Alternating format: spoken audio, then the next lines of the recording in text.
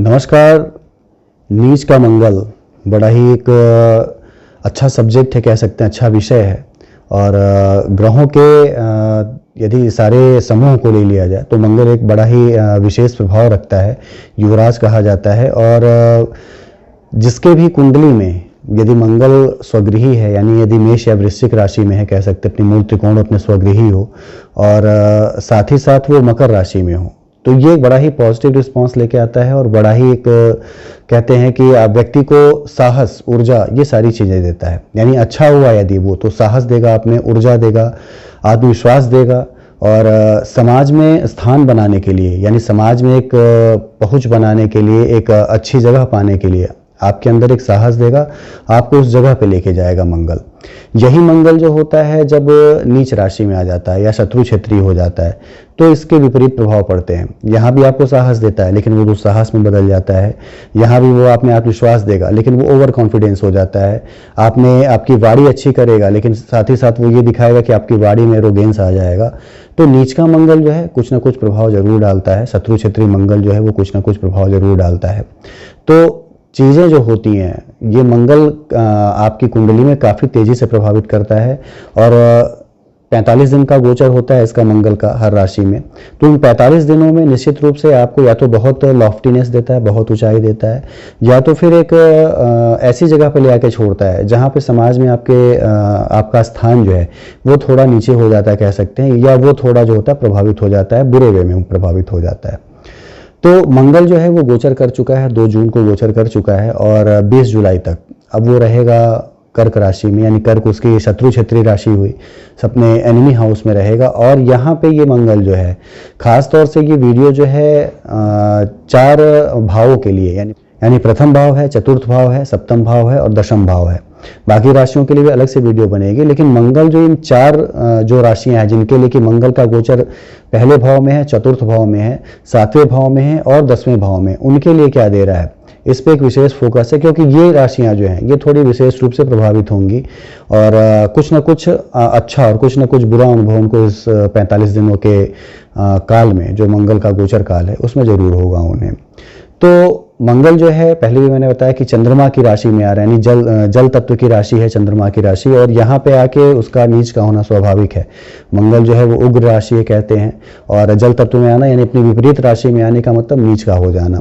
और जब भी चंद्रमा से संबंध बनेंगे इसके, तो निश्चित रूप से वो आपको उद्वेलित करेगा, मानसिक रूप से थोड़ा जो है अशांत करेगा, मन में एक जो है द्वेष भरेगा, मन में एक ईर्ष्या भरेगा, मन जो है वो आपका बहुत अच्छा नहीं रहेगा, कह सकते हैं, बहुत ही ज़्यादा कार्य में लगना, या आपको अंदर एक निराशा महसूस करना, ये सारी चीजें मंगल यहाँ पे नीच का देता है। तो एक चीज और भी कही जाती है कि मंगल जब भी लग्न में हो तो खुद को बलवान बनाता है, यानी आपके शरीर को बलवान बनाता है। लेकिन जब शत्रु राशि में हो तो निश्चित रूप से आपको बलवान तो बनाएगा, लेकिन आपको उग्र भी बनाएगा, आपको अति आत्मविश्वासी बनाएगा, जिससे कि आपके काम खराब हो जाएं, गड़बड़ हो जाएं, ये सारी चीज़ें करेगा। चतुर्थ भाव में हो तो माता को बलवान बनाएगा, लेकिन माता बलवान बनेगी तो माता ऐसा नहीं कि बहुत बलवान होंगी तो आपके लिए काफ़ी कुछ करेंगे। माता आपकी चिड़चिड़ी थोड़ी हो जाएंगी, कह सकते हैं कि आप पे थोड़ा उनका द्वेष दिखेगा, आपके सुख को प्रभावित करेंगे, कुछ ना कुछ ऐसी चीज़ें बोल के जो कि आपको परेशान करें। सप्तम में होगा तो आप पति हैं या पत्नी हैं, आप लोगों के अंदर चिड़चिड़ापन आएगा, आप लोग उद्वेलित होंगे, और साथ ही साथ आपस में जो एक वाणी में कठोरता, अपने हाव भाव में कठोरता, ये सारी चीज़ें जो हैं बहुत अच्छी नहीं रहेंगी। सप्तम का होना का मतलब पति और पत्नी जो हैं ये जो है बलवान होंगे, लेकिन बलवान जो होंगे वो उनका निगेटिव एस्पेक्ट होगा, एक नकारात्मक दृष्टिकोण होगा उसमें। दशम भाव में होगा तो पिता को बलवान करेगा, दशम भाव पिता का भाव होता है, यहाँ पे होगा यदि शत्रु राशि में तो पिता को बलवान करेगा, लेकिन फिर भी कुछ ना कुछ नेगेटिव एस्पेक्ट जरूर रहेंगे। तो आइए देखते हैं कि किन किन राशि वालों के लिए, यानी ये जो 4 राशियां हैं जिनके लिए मंगल जो है वो प्रथम भाव में है, चतुर्थ में है, सप्तम और दशम में है, क्या क्या उनको मंगल यहाँ पे देने जा रहा है विशेष रूप से। तो चतुर्थ भाव का मतलब कि चंद्रमा जो है वो 4 अंक में दी है, तो कर्क राशि हुई। और पहले मैं बताता रहा हूँ कि गोचर पे आधारित कुंडली जो होती है वो चंद्र राशि पे होती है आधारित, और चंद्रमा जो है यदि आपकी कुंडली में 4 अंक में है तो कर्क राशि हुई। और यहाँ पे मंगल शत्रु क्षेत्रीय है, आपकी खुद की राशि में आ गया मंगल यहाँ पे। और पहले भी मैंने बताया कि आपको मजबूत करेगा, आपको रिप्रेजेंट करने के लिए प्रेरित करेगा, लेकिन आप रिप्रेजेंट जो करेंगे वो पॉजिटिव वे में नहीं करेंगे, आप अपने आप को आपको लगेगा कि आप ही सारी चीज़ हैं और अपने आप को आप दिखाने का प्रयास करेंगे, समाज में रिप्रेजेंट करने का प्रयास करेंगे, लोगों को दबाने का प्रयास करेंगे अपने हाव भाव से, अपनी वाणी से, अपने व्यवहार से। आपको लगेगा कि नहीं, चिड़चिड़ापन एक मन में है जिसे कि हमें निकालना है, हमें बोल देना है। साथ ही एक दोष और भी सृजित हो रहे हैं और सभी राशियों के लिए हो रहे हैं, वो है शनि का समसप्तक योग, यानी शनि जो है मकर राशि में है और वक्री है। साथ ही और एक खास चीज और भी थी इस समय में कि शनि भी वक्री हुआ, बुध भी वक्री हुआ और बृहस्पति भी वक्री हो रहा है इसी महीने में, यानी जून के महीने में। तो ये सारी चीज़ें एक विशेष परिस्थितियां बना रही हैं और बृहस्पति, शनि और बुध ये कुछ ना कुछ अच्छे और कुछ ना कुछ बुरे प्रभाव जरूर लेके आएंगे।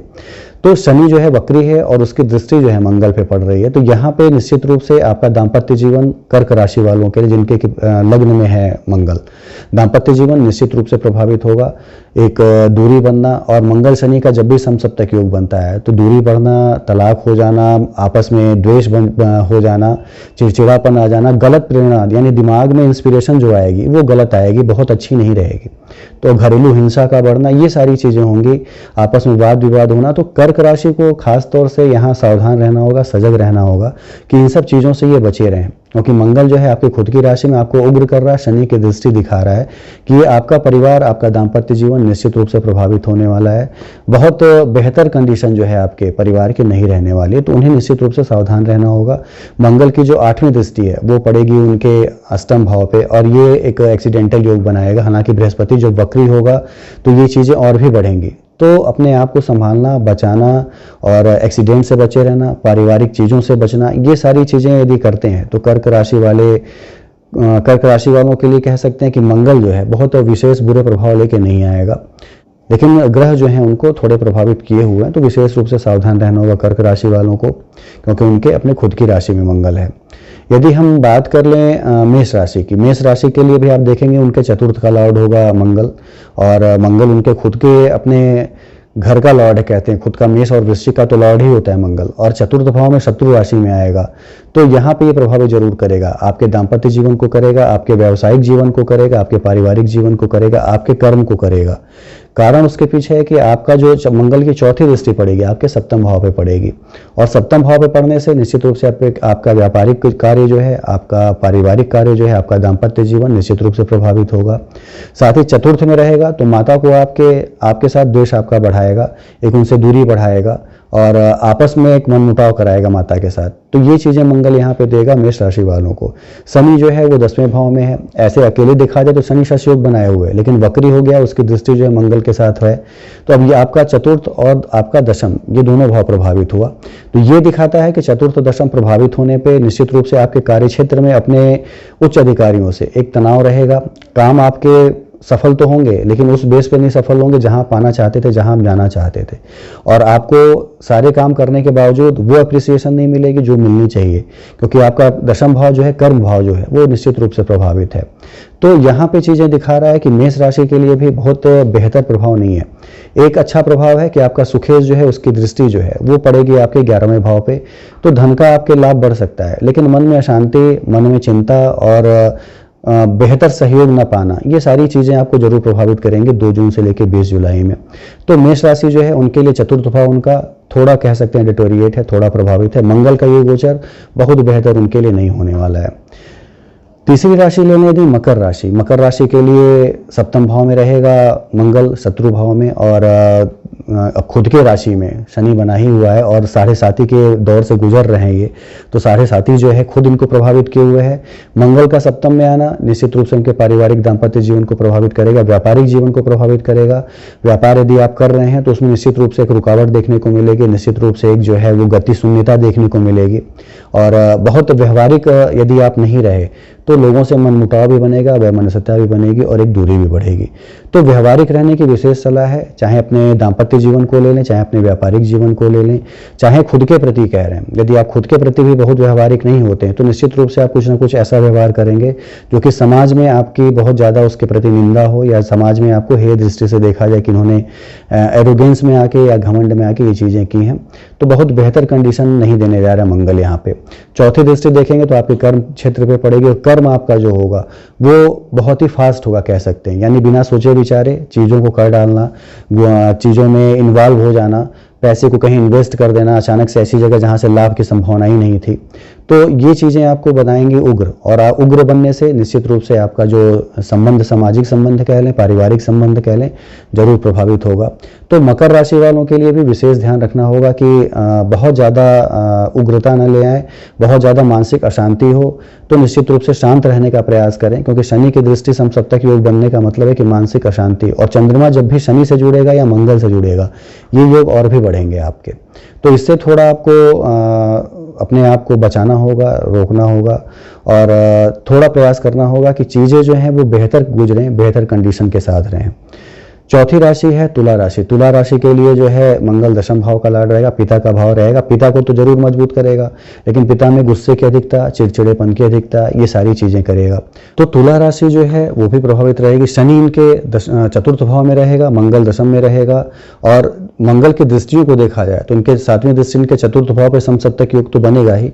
चौथी दृष्टि आपके खुद के राशि यानी आपके अपने राशि पे रहेगी, लग्न पे रहेगी, और आठवीं दृष्टि जो है आपके पंचम भाव पे रहेगी। तो ये तीनों भाव जो है मंगल प्रभावित करेगा, आपके सुख में व्यवधान डालेगा। पिता को आपके मजबूत तो करेगा, लेकिन पिता को जो है थोड़ा दुस्साहसी बनाएगा, कह सकते हैं। सामाजिक रूप से भले अच्छे रहें पिता आपके, लेकिन आपसी वैमनस्यता, पारिवारिक रूप से ये पिता को मजबूत करके आपको कष्ट देगा, कह सकते हैं, या आप में चिड़चिड़ापन ले आएगा। तो मंगल तुला राशि वालों के लिए भी एक बेहतर कंडीशन लेके नहीं आ रहा है।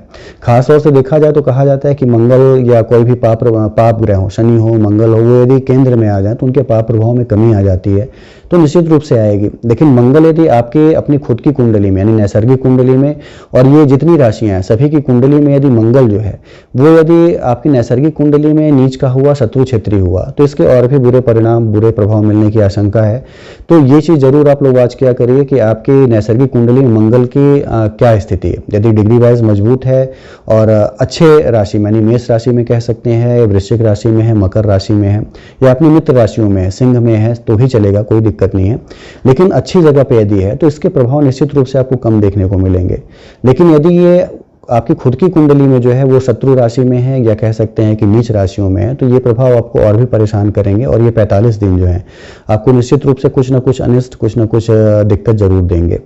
तो तुला राशि को भी देख लें तो उनका सुखेश प्रभावित रहेगा, इनकी खुद की राशि प्रभावित रहेगी। चिड़चिड़ापन आना, माता पिता से दूरी बने रहना, पढ़ाई में मन बहुत न लगना, क्योंकि मंगल नीच राशि का होकर अष्टम दृष्टि डालेगा पंचम भाव पे, तो पढ़ाई लिखाई में मन न लगना। बच्चे यदि हैं तो उनका जिद्दी हो जाना और विरक्त हो जाना चीज़ों से, यानी जिस काम के लिए बने हैं वो उससे विरक्त हो जाना, ये सारी चीज़ें मंगल यहाँ पे देगा।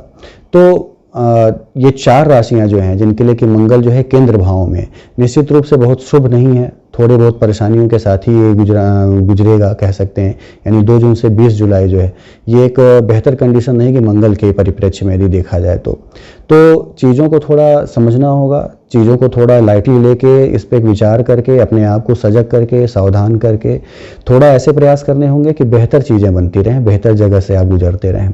और निश्चित रूप से शनि मंगल का ये योग जो है समाज में भी कह सकते हैं अराजकता और घरेलू हिंसा, आपस में एक लोकल स्तर पर विद्रोह होना, आपस में झगड़े होना और अंतर्राज्यीय झगड़े होना, देश विदेश में आपस में झगड़े होना, ये सारी चीज़ें जरूर यहाँ पे देने जा रहा है। तो ये बहुत अच्छा एक अवसर नहीं कह सकते हैं। और थोड़ा आराधना करें यदि हनुमान जी की, खासतौर से मंगल को देखा जाए तो मंगलवार के दिन यदि आप शहद से जो है वो शिवलिंग पे आप शहद चढ़ाते हैं और उससे उनका लेपन करके आराधना करते हैं शिव की, तो निश्चित रूप से इसके पाप प्रभाव में जरूर कमी आती है। साथ ही हनुमान जी की पूजा करना तो बेहतर है, सबसे बेस्ट कंडीशन है कि हनुमान जी की आप आराधना करें और हनुमान चालीसा का पाठ करें। ये चीज़ एक मंगल एक को कह लें या शनि को कह लें, निश्चित रूप से उन दोनों के दोषों को दूर करता है। तो ये एक बेहतर कंडीशन होगी आपके लिए कि आप इन दोनों आप हनुमान जी की आराधना करें और दोनों ग्रहों के जो दोष हैं उसमें निश्चित रूप से शांति आएगी, निश्चित रूप से आपके आत्मविश्वास में वृद्धि होगी। तो ये चीज़ें जो हैं आपको समझनी होगी। एक चीज़ और भी, कुंडली चूंकि बड़ा ही गूढ़ विषय है, तो मैंने ये तो सारी चीज़ें बता दी, लेकिन मंगल के साथ यदि कभी गुरु रहा या गुरु की दृष्टि भी मंगल पे रही तो इन पाप प्रभाव में निश्चित रूप से कमी भी आएगी। तो ये सारी चीज़ें देखना, सारी चीज़ पे विचार करना निश्चित निहायत ही जरूरी है।